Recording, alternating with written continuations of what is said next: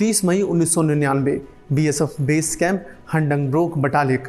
आज सुबह से रेडियो सेट तीसरी बार बज चुका है। मग में गर्मा गर्म लांगर चाय पीते सोनम अपना मग एक तरफ रखकर रिसीवर उठाते हैं। दूसरी तरफ से आवाज़ आती है, साहब दुश्मन का फायर और तेज़ हो गया है, आप नहीं आए तो हम जिंदा नहीं बचेंगे। रेडियो सेट से आ रही आवाज़ को साफ साफ सुन पाना मुश्किल हो रहा था।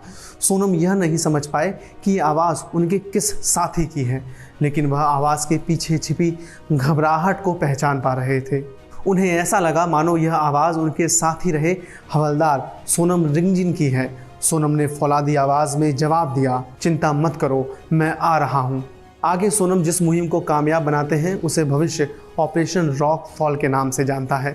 26 जुलाई को ही करगिल युद्ध का अंत हुआ था। आज इस मौके पर आइए जानते हैं भारतीय सेना की जाबाज टुकड़ी की दिलेरी की बात। इसका नेतृत्व सोनम वांगचुक कर रहे थे।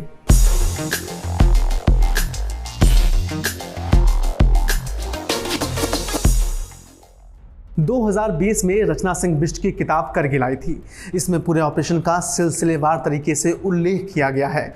30 मई 1999 को दोपहर 12 बजे सोनम कैंप से बाहर निकलते हैं। उनके साथ 3 जीओसी और 25 दूसरे रैंक के जवान थे। उनके साथ दूसरी यूनिट की एमएमजी टुकड़ी भी थी। जवानों ने सड़क से लेकर ग्लेशियर तक की दूरी तय की। सिपाहियों की पीठ पर रसद रखने वाला मजबूत किरमिच का थैला था। 30 किलो गोला बारूद था। इसके अलावा झोले में ठंड से बचाने वाली जैकेट्स, सोने वाले बैग, जुराबें, खाने पीने की चीज़ें थीं। सालों बाद इस वाक़ये को याद करते हुए सोनम वांगचुक ने बताया था कि तब हम इतनी जल्दी में थे कि घुटने छूती बर्फ़ में हम दौड़ लगा रहे थे। दिमाग में बस एक ही ख्याल था कि मेरे लोगों को कुछ होने न पाए। उस दौरान लद्दाखी जवान तो वांगचुक के साथ कदम से कदम मिलाकर चल रहे थे, लेकिन गैर लद्दाखी जवान जिसमें एमएमजी टुकड़ी के जवान थे वे इस ग्लेशियर वाली तराई से अनजान थे।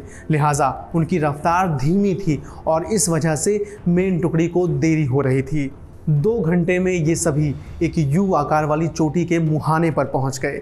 बाईं ओर एलओसी था जहां पाकिस्तानी बैठे हुए थे। अब वांगचुक ने साथी जवानों की गिनती की तो उन्हें सिर्फ 4 ही मिले। बाकी जवान 800 मीटर पीछे थे। सोनम ने इस उम्मीद में आगे बढ़ने का फैसला किया कि बाकी जवान भी जल्दी उन तक पहुंच जाएंगे। जब सोनम की टीम दुश्मनों से घिरी अपनी पुरानी टीम से करीब 700 मीटर दूर थी, तब उन्होंने दुश्मन की फायरिंग की आवाज़ सुनी।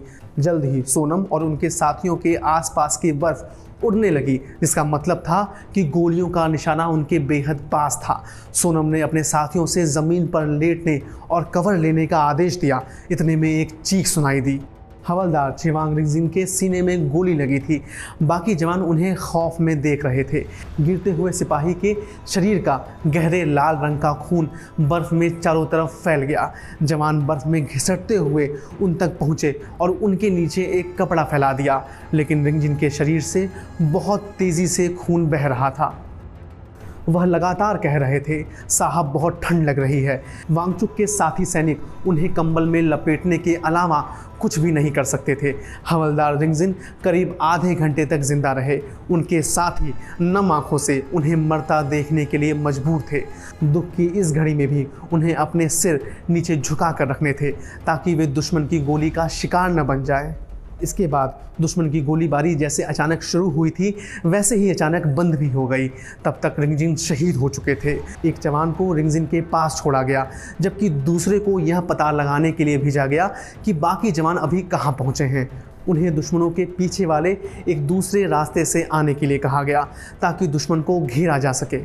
सोनम और हवलदार नवांग रिंगडोल, जिनका एक और नाम था नंबर 11, दोनों यह पता लगाने के लिए आगे बढ़ते रहे कि आखिर दुश्मन ने गोलीबारी क्यों रोक दी। उन्हें बाद में जाकर पता चला कि पाकिस्तानी सैनिकों का गोला बारूद ही खत्म हो गया था और वे उसे लेने के लिए नीचे गए थे। इससे सोनम को अपनी असहाय पेट्रोलिंग टीम के पास जाने का वक्त मिल गया। वे दुश्मन से बचने के लिए खुद को छिपाए बैठे थे।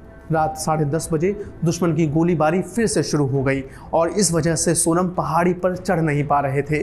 सोनम समझ गए थे कि दुश्मन उन पर लगातार नज़र बनाए हुए है। वह ये भी जानते थे कि जो भी पहाड़ पर पहले चढ़ेगा वही हावी हो जाएगा। वह ये भी जानते थे कि दुश्मन भी पहाड़ पर चढ़ने की कोशिश में है। आधी रात को चांद जब काले बादलों में छिप गया और दुश्मन घने अंधेरे में देख नहीं सकता था, तब सोनम के 11 साथी ऊपर चढ़ना शुरू कर देते हैं। पाकिस्तानी अभी बेस कैंप से गोलीबारी कर रहे थे और लद्दाख स्काउट्स के जवान पहाड़ पर चढ़ चुके थे। सोनम की टीम चुपचाप दुश्मन के एक कैंप का पता लगाती है जो उनकी वर्तमान पोजीशन से 40 मीटर नीचे की ओर था। वहाँ 3 संतरी थे और उन संतरियों ने सफ़ेद रंग का छलावरण पहना हुआ था। राइफलें भी सफ़ेद रंग के कपड़े में ढकी हुई थी, जिस वजह से उन्हें ढूंढ पाना मुश्किल हो जा रहा था। इस बीच सोनम की पार्टी एमएमजी टुकड़ी जो पीछे छूट गई थी वह दूसरी ओर से पहुंच गई और पाकिस्तानी दोनों लद्दाखी टीमों के बीच फंस गए। लद्दाखी जवानों ने अपनी मशीन गनों से नीचे बने दुश्मन के कैंप पर जोरदार फायरिंग की। यह गोलीबारी पूरी रात और 31 मई की दोपहर तक चलती रही, जब तक कि दुश्मनों के हौसले पस्त नहीं हो गए। जल्द ही लद्दाख स्काउट्स के पास गोला बारूद खत्म हो गया।